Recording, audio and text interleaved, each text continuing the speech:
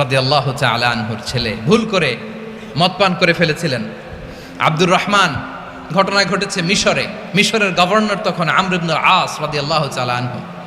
আব্দুর রহমানের ভাই যে গভর্নরকে বলল, গভর্নর যদি একটু দয়া করেন, খলিফার ছেলে আমার ভাই আব্দুর রহমান মদ্যপ অবস্থায় ধরা পড়েছে, জনসম্মুখে যদি আপনি বেত্রাঘাত করেন আমাদের প্রেস্টিজ থাকে না, যদি আশীর্বাদ আপনি মারেন আমার কোনো কথা নাই, কিন্তু ঘরের ভেতরে মারেন।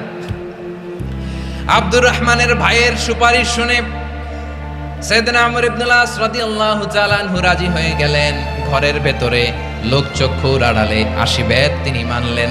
কিন্তু ঘটনাক্রমে এই কথা লুকিয়ে লুকিয়ে ঘরের ভেতরে আশীর্বাদ মারার কথা সাইয়েদনা ওমর ফারুক মদিনা থেকে জানতে পারলেন। মদিনা থেকে তিনি ফরমান জারি করলেন, এই বিচার যেমনটি আমর ইবনে আস আদায় করেছে এটা প্রকৃতপক্ষে আদায় হয় নাই। আসো সবাই মদিনায় আসো, আমর ইবনে আস মদিনায় আসো, আব্দুর রহমানও আসো, সবাই আসো, জনসম্মুখে এই বিচার কার্যকর করতে হবে। সাইয়েদনা ওমর ফারুক মসজিদে নববীর পিলারের মধ্যে নিজের ছেলেকে বাঁধলেন, আবার জনসম্মুখে 80টা বেত তার গায়ের মধ্যে মারলেন। মাজমুয়ে ফাতাওয়া ইবনে তাইমিয়া রাহিমাহুল্লাহ উনি এটা নকল করেছেন। এটা সবচেয়ে বিশুদ্ধ মত, আরো অনেক মত আছে। মারা গেছে কবরের উপর, ওগুলো বাদই দিলাম। কেমন খলিফা ছিলেন, কেমন খলিফা! পশ্চিমারা তোমরা জাস্টিস আমাদেরকে শেখাও, ইনসাফ। মিশরে ওমর ফারুক রাদিয়াল্লাহু তাআলা আনহু আমর ইবনে আসকে গভর্নর করে পাঠালেন। সেখানে আমর ইবনে আসের ছেলে একটা প্রতিযোগিতায় রানার আপ হয়েছে। এক মিশরি সেখানে চ্যাম্পিয়ন হয়েছে। রানার আপ বুঝতে পেরেছেন তো? রানার আপ সেকেন্ড হয়েছে, এক মিশরি হয়েছে চ্যাম্পিয়ন প্রথম। কিন্তু গভর্নরের ছেলে ও জিততে পারে নাই। ও রাগে ওই মিশরির গায়ের মধ্যে কয়েকটা লাঠি দিয়ে বাড়ি মেরেছে।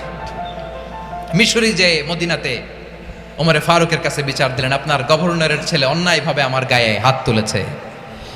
সাইয়েদনা ওমর ফারুক আবার ফরমান জারি করলেন, আসো মদিনাতে আসো। মিশরিকে ডাকলেন।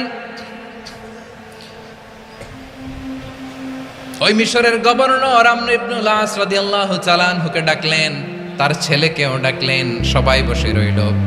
আমর ইবনে আস রাদিয়াল্লাহু তাআলা আনহু মাথা নিচু করে বসে আছেন, লজ্জায় কাচুমাচু। হায় হায়, আজকে আমার ছেলের কারণে আমিরুল মুমিনিন খলিফাতুল মুসলিমিন ওমর ফারুকের কাছে আমি জনসম্মুখে লজ্জিত হচ্ছি। সাইয়েদনা ওমর ফারুক বললেন, এই নাও লাঠি, গভর্নরের ছেলে তোমার মাথার মধ্যে যতগুলো বাড়ি মেরেছে, আজকে জনসম্মুখে তুমি অতগুলা বাড়ি মারো।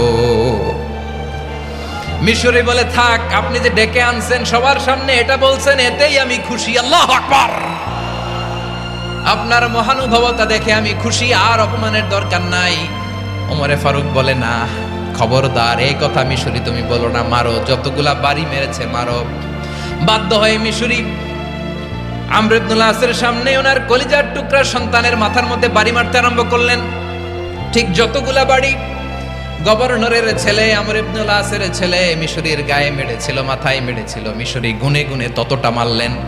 এই দৃশ্য দেখে ওমর ফারুক রেগে মেগে আগুন, রাগের চোটে রাগ সামলাতে না পেরে, আর নিজেকে সামলাতে না পেরে মিশরিরে বললেন, ছেলেরে মারা শেষ হয়ে গেলে এবার বাবার টাক মাথার মধ্যে কয়েকটা বাড়ি মার। রাগের চোটে, আউট অফ অ্যাঙ্গার, রাগের চোটে, যে আমার পাঠানো গভর্নর আমর ইবনে আস তার ছেলেকে কেন আদব তারবিয়া কেন শিক্ষা দিতে পারে না। ছেলেরে মারা হইলে এবার আমর ইবনে আসের মাথার মধ্যে দুইটা মারো। এটা রাগে বলেছেন, এটা শাস্তি হিসেবে না। সুবহানাল্লাহ পড়ে। তোমরা আমাদেরকে সুশাসন শিখাও, আমাদেরকে সুশাসন শিখাও।